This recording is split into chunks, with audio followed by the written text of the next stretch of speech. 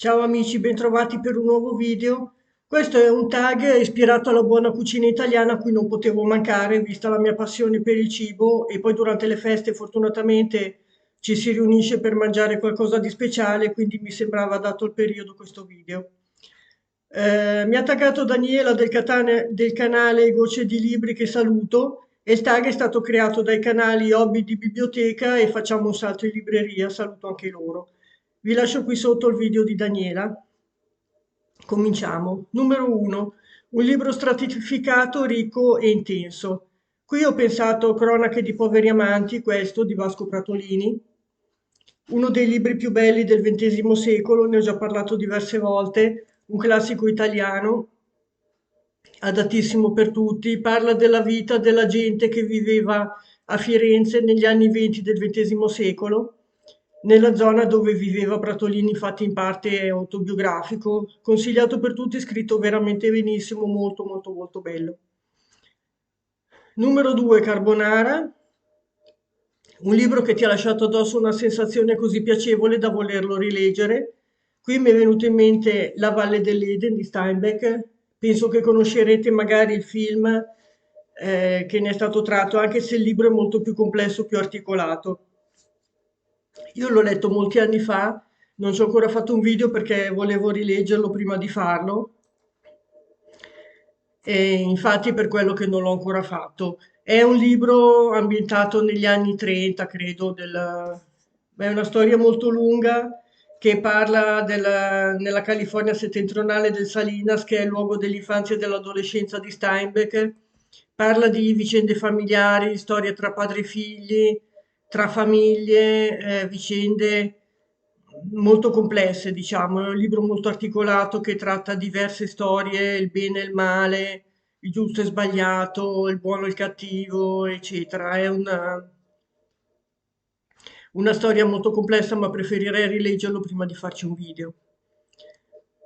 Numero 3, Polpettone, un libro ricco di personaggi, eventi e situazioni da far girare la testa, ma che nonostante tutto ti è rimasto nel cuore, seppur un po' pesantuccio.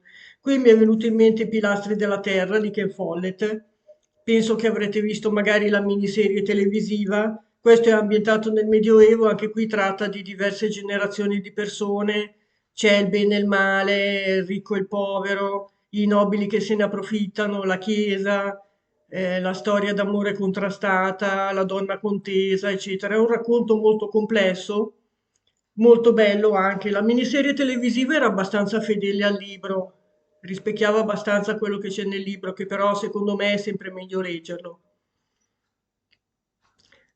Numero 4, Panzanella, un libro semplice dal sapore di altri tempi con personaggi genuini, insomma, un intramontabile. Qui mi è venuto in mente un altro libro di Steinbeck che è I pascoli del cielo. Anche questo ambientato durante la Grande Depressione che racconta la vita di famiglie di gente povera che viveva in California in quel periodo.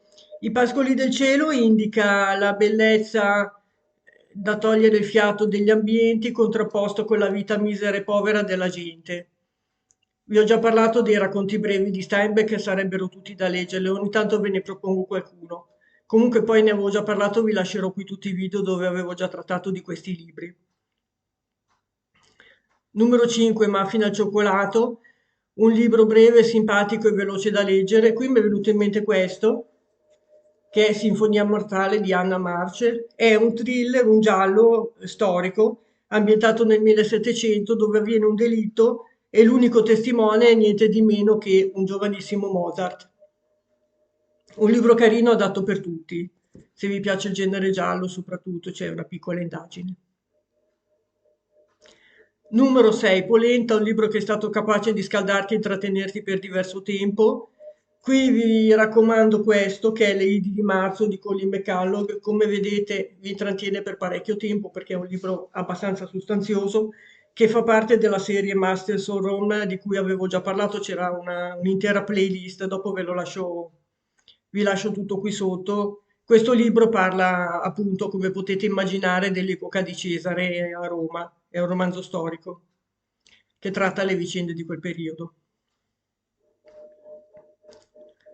Numero 7, Tirami su, un libro che ti ha subito entusiasmato dalle prime pagine e ti ha tenuto sveglio per sapere il finale.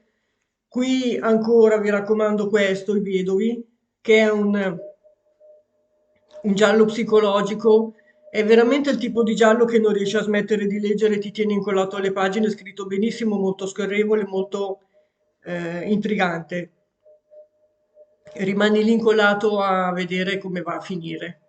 Parla di uno scrittore un po' spiantato, francese, gelosissimo della sua bellissima moglie che è una modella. Lui si iscrive a un premio letterario con poca speranza di leggere, con un suo racconto, e nel frattempo segue la moglie, la pedina, la fa seguire perché è gelosissimo, vede che lei va a casa di un fotografo per fare dei servizi fotografici.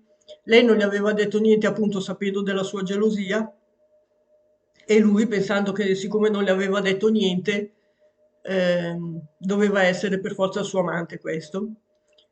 E poi non vi racconto come va a finire, leggete il libro e comunque c'era già un video su questo libro. Assolutamente, se vi piace il genere thriller psicologico, raccomandatissimo. Arancina è un libro che dalla copertina ti ha dato certe vibes, ma che leggendo si è rivelato una sorpresa.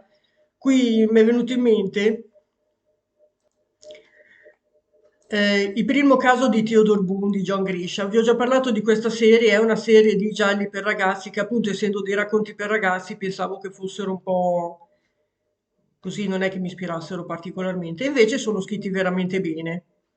C'è questo giovane ragazzino che è Theodore Boone, che è figlio di un avvocato, mi pare, che deve risolvere dei piccoli gialli che succedono nella sua scuola, dei piccoli drammi. È un investigatore in erba, diciamo. E sono dei libri carini, adatti per ragazzi, ma comunque anche per adulti vanno bene per tutti. Numero 9, tagga chi vuoi, vi lascio qui sotto in descrizione un po' di canali che ho taggato se vogliono rifare il video. Sono curiosa di vedere anche le loro risposte. Bene amici, buon anno, buone feste, tanti tanti auguri a tutti e buone mangiate soprattutto visto l'argomento del video. Ciao, al prossimo.